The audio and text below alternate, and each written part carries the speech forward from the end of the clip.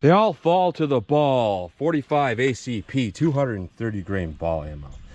And whether or not that statement is true or not, I think this could possibly be an okay solution to the Smith & Wesson Governor not having very good ammunition choices, because no matter what you put through it, whether it's 45 Colt, whether it's 45 automatic hollow point, they don't expand. You know, buckshot doesn't go very deep. However, what I'm thinking is, this is 230 grain. This is some SMB 230 grain rated at 853 feet per second on a 5-inch barrel. Typically, that's a little bit too fast for a 45 auto to not over penetrate, and you kind of need it at that speed in order to function that pistol. Any type of 45 auto I put in this, it reduces that velocity. It's like the cases are coming out to the side, you know, squeezing out, and it's losing pressure. But that might be the very thing that might make it a really good round for Smith & Wesson Governor, because when you slow it down, either you reduce the penetration or you might make it tumble, depending on the situation. So we're going to find out here. We're going to compare it to our standard 5-inch pistol to the Governor, and we're going to see how it might shoot out of this. And along those lines of they all follow the ball, the goats at Strasbourg test, you know, their opinion was 45 auto was the only FMJ that should be used, you know, for pretty much for defense. Anything else was not very good. I think that has a lot to do with it doesn't penetrate very far. It doesn't necessarily stop an attacker faster, but I think it doesn't penetrate very far. So we're gonna go through the chronograph, see what kind of velocity and accuracy we get at the same time, and I'm gonna do my 10% clear ballistic test. We have 4 layers of denim, and we don't need it for this, but I like to stay consistent. And then we got 3 inches of clear ballistics to represent hitting a pectoral muscle, followed by a 1/4 inch MDF to represent hitting ribs or sternum, and some more clear ballistics. We'll do a shot with this, we'll do a shot without that, because with it, it's like a ribs or sternum shot. Without it, it's like a gut shot. And then I'm going to shoot from 25 yards at my full-size steel silhouette to see what kind of practical accuracy I can get. So let's get started with this test. All right, well, first see what we get on our Glock. By the way, this is a KKM match barrel. This was provided by one of my Patreons. I can't remember your name off the top of my head, but thank you. You know who you are. And I want to see what kind of accuracy we get with regular 45 auto.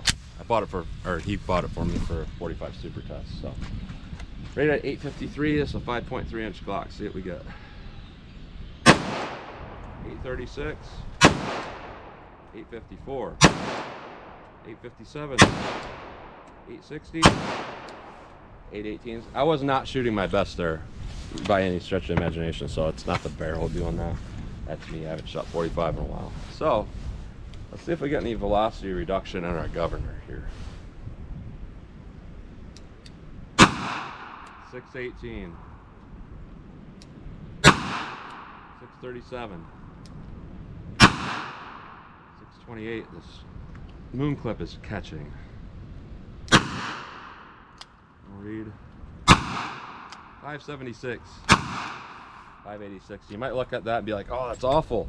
That's exactly what I'm looking for, because when we talk about like 38 Super Police, that's the kind of velocities that would induce tumbling. So let's hit our ballistics gel block and see what we get with these rounds. Should be a big difference. All right, I'm gonna do my MDF shot, and then I'm gonna quickly pull it out and do the no MDF, and then we'll go up and take a look. 1/4 inch MDF. All right, no MDF. Let me take one more shot because that went off the top.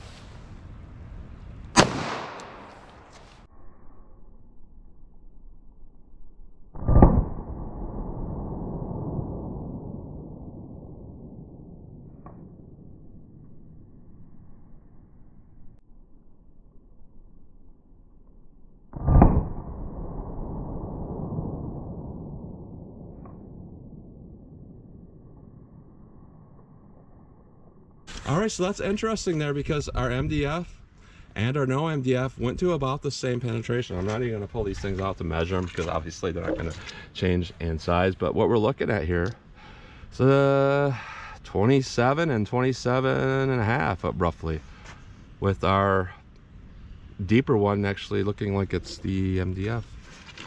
But you know, that's the thing, it's consistent. And I think that's why in the goats at Strasbourg test they said it's pretty good, because you know it remains consistent. I'll give it that. So let's try the Governor and see how that compares. All right, Smith & Wesson Governor here. These little 2 moon clip things. We get to our MDF. No MDF.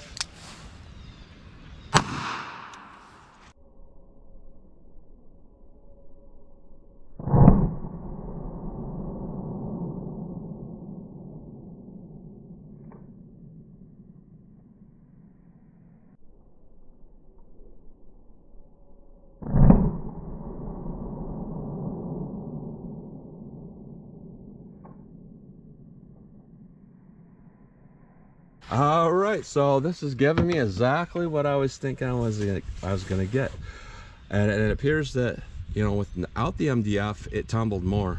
With the MDF, yeah, it's just, you know, coincidental. But what we're looking at with the MDF is we're looking at about 15 3/4. With no MDF, we're looking at about 18.5 inches. So both of these are within the right penetration that we were looking to get.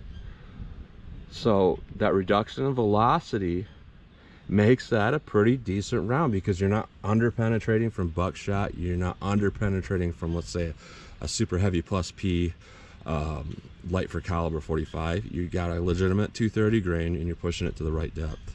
That's pretty good. Let's shoot from that 25 yards. That might, you know, shed a little light on this though, because I don't think that governor is gonna shoot all that well from that distance. So let's see what we get. All right, 45 auto in our Glock here with our matched barrel. Well, let me try to make a headshot. See if I can do it with this thing.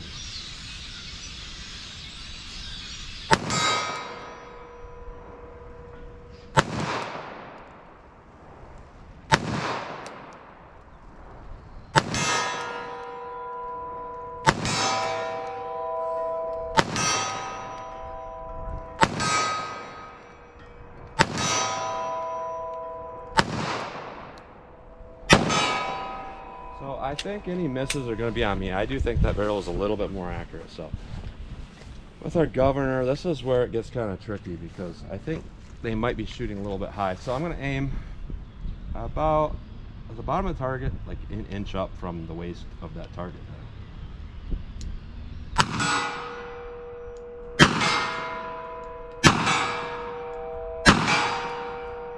All right.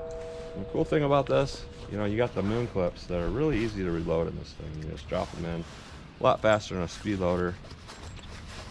From that angle, not so much, but these are nice and rounded, so they're not going to hang up. So you get them in there, pop them in, there they go, ready to go.